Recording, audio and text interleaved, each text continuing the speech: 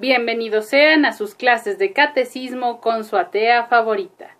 Hola gente, los saluda Lady Rose desde mi hogar. God bless this mess. Ya llevamos más de 100 días en cuarentena y seguimos enteros.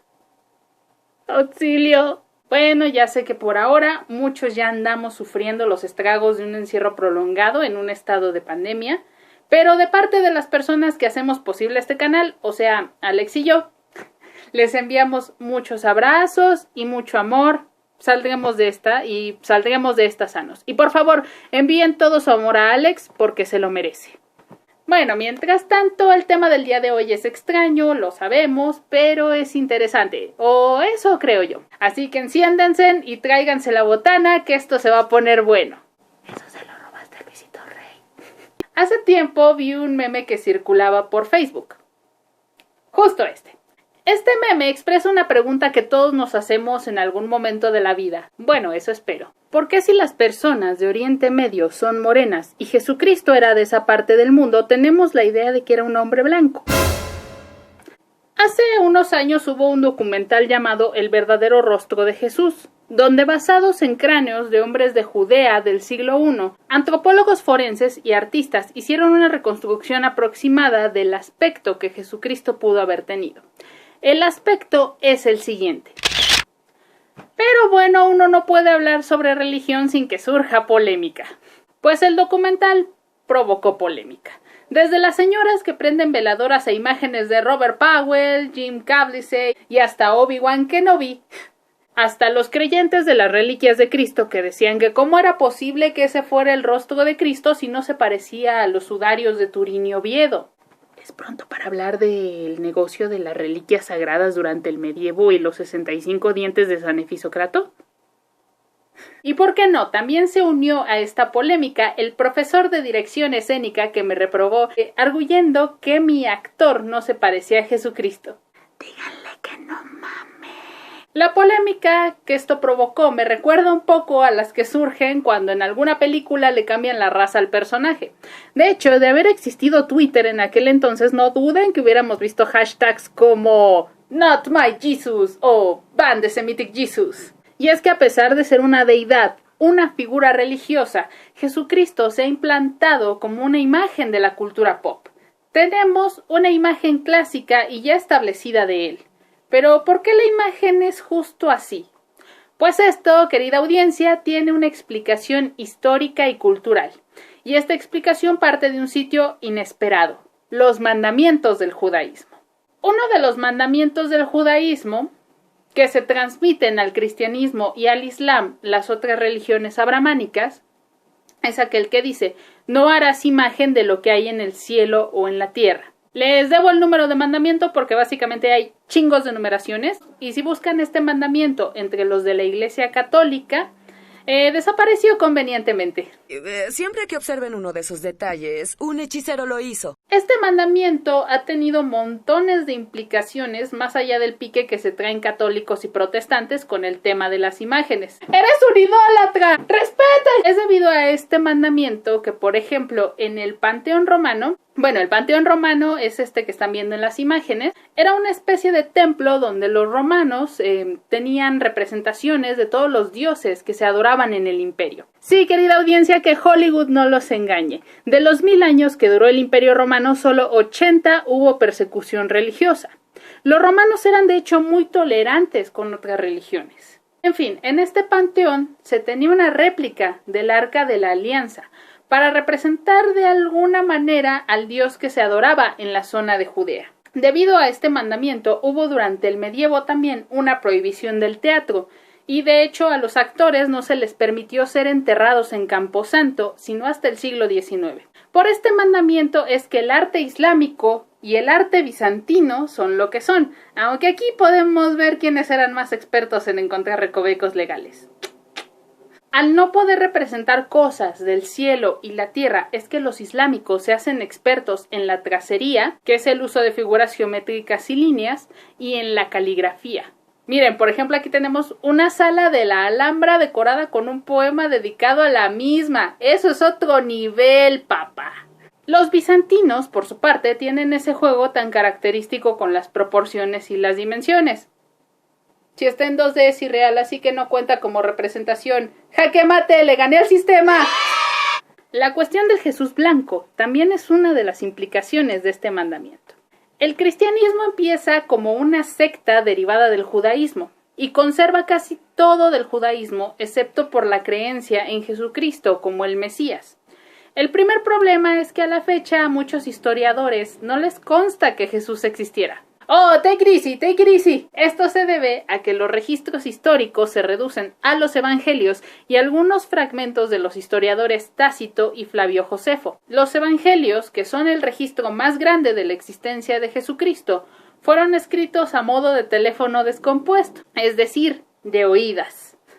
El más antiguo data más o menos de entre el 60 o el 80 después de Cristo. Y si tomamos en cuenta que Jesucristo muere en el año 27, pues quién sabe qué tan distorsionada nos llegó la historia. En el cristianismo lo importante es el mensaje, no el aspecto que tuviera Jesús. Y si la historia nos llega de oídas, el aspecto que tuviera al ser irrelevante no nos llega, debido a que el cristianismo primitivo conserva los mandamientos del judaísmo. Entonces, jamás se representó a Jesús. El cristianismo se hace la religión oficial del Imperio Romano y posteriormente la parte occidental de este cae en manos de los invasores godos, es decir, los invasores bárbaros del norte de Europa.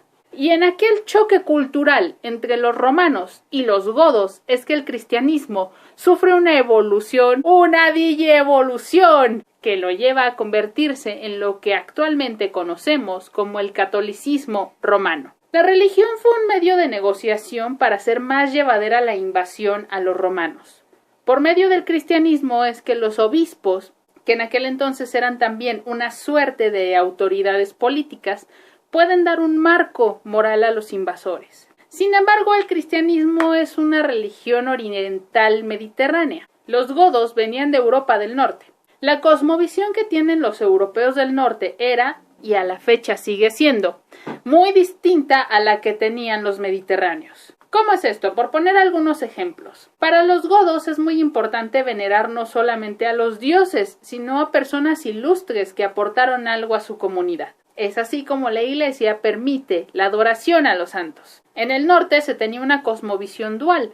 No solo se rendía culto a lo masculino, sino también a lo femenino. Es así como tiempo después empieza el culto a María y a las advocaciones marianas. Y más importante, la cultura goda requiere referentes visuales de las deidades. Cuando llegas con una cultura visual y les hablas de un dios que jamás ha sido representado, tenemos muchos problemas. Pues tu dios suena muy chido, güey, pero ¿y qué? ¿Cómo es? ¿Cómo se ve? ¿No tienes fotos, men? ¡Oh, problema teológico! Tenemos el superconcepto de un dios único, pero en tres, que no puede ser representado, pero está en todas partes, pero a la vez no, porque lo tienes que ir a adorar a un edificio específico, y estos güeyes no entienden. Lo quieren ver. Debido a que en esa época la Iglesia estaba muy dispuesta a ceder para evitar conflictos, les da permiso a los godos de representar a Jesús, a Dios y a quien hiciera falta. El recoveco legal era el siguiente. Los romanos tenían toda una idea desarrollada del arte plástico y decían que los godos no sabían dibujar. Y pues les doy la razón, amigos, esta Madonna tiene los pechos en los hombros, ¿no? Y pues si no se parecen, no es representación. Jaque mate, le gané al sistema. Pero ¿y quién era Jesucristo? ¿Cómo les explicaron quién era Jesucristo? Pues Jesucristo era un carpintero judío que una vez se fue al desierto, tomando en cuenta que Judea es puro desierto, y regresó con el cabello largo e ideas extrañas, y él no sabía por qué la gente decía que era extraño. Ese hombre se llamaba... se me olvidó. Y tenía un auto azul. El caso es que a los godos, que solían adorar reyes y guerreros, este concepto no les pareció muy atractivo, hasta que les mencionaron que había sido rey de los judíos. Entonces los godos dijeron, ah caray, eso sí me interesa. Entre los godos, a los únicos varones que se les permitía llevar cabello largo y barba era a los reyes, así que representaron a Jesús como los reyes que ellos conocían. Pero claro, los godos no se parecían a las personas de Oriente Medio.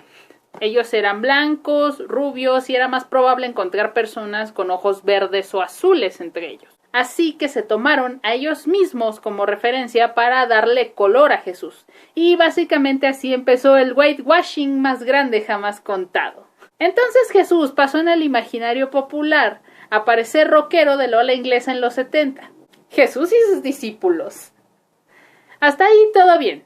Se entiende porque básicamente es lo que ocurría en el arte plástico. No había una obsesión por la precisión histórica como la que ahora tenemos.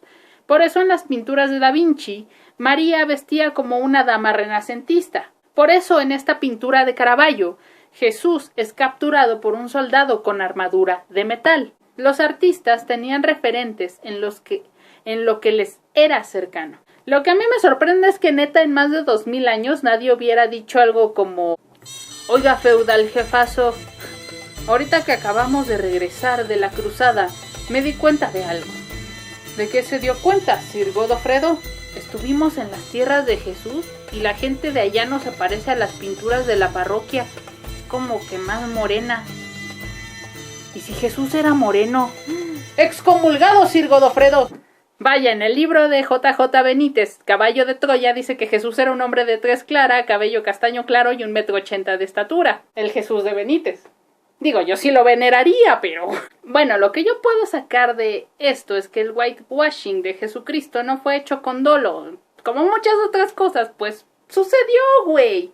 Pero el asunto es que en un mundo donde el racismo está a la orden del día, sí nos haría bastante bien un cambio de enfoque. Hay una entrevista que le hicieron a Mohamed Ali, que les dejo en la descripción, donde él menciona que en la época en que él practicaba el cristianismo, se preguntaba mucho por qué toda la imagería religiosa era blanca, las vírgenes, los santos, y cómo el hecho de que todo lo bueno fuera blanco y todo lo malo negro repercutía en un sistema que segregaba a los afroamericanos. Esto es muy cierto. Hay estudios que dicen que la falta de representación repercute en la autopercepción de las personas a muchísimos niveles. ¿Cuántos problemas no ha ocasionado la obsesión por alcanzar los ideales occidentales de belleza? Que occidentales es un decir porque solo abarcan el norte de Europa y América. Como si América Latina, Europa del Este y África no fuéramos occidente también. También hay estudios sobre la representación excesiva de personas blancas en los medios y cómo esto los lleva desde una cuestión meramente aspiracional hasta repercutir en cosas más serias como la idea de supremacía. Y cómo las personas que tenemos otros orígenes étnicos a veces nos infravaloramos porque no vemos personas parecidas a nosotros en la mass media o hasta en la religión. Estamos en el siglo XXI. Y gracias a la globalización y el Internet nos estamos dando cuenta de que el mundo es diverso en todos los aspectos posibles. Diverso en aspectos de cómo lucimos, de a quién amamos, de cómo somos, etc. Esa diversidad está empezando a ser representada en el arte, en la política, en la historia y en la mass media. Pues porque así es, nuestras referencias han aumentado. El mundo es más grande que las sex symbols rubias de los 80. Y parte de ese reconocimiento de la diversidad también viene de saber que nuestros referentes filosóficos y religiosos en Occidente no son europeos. Más a mi favor, muchas organizaciones racistas como el Ku Klux Klan escudan sus atrocidades en el cristianismo. Imaginen lo que sentirían de saber que veneran a un hombre moreno, pobre del Medio Oriente, hijo de refugiados, que le ondeaba al zoroastrismo y se juntaba con pescadores pobres y trabajadoras sexuales. By the way, solo hay un judío rubio de ojos azules que nació para dar su mensaje al mundo y se llama Bob Dylan. Sin más por el momento, se despide de ustedes Lady Ross, deseándoles un excelente día. ¡Kyrie eleison!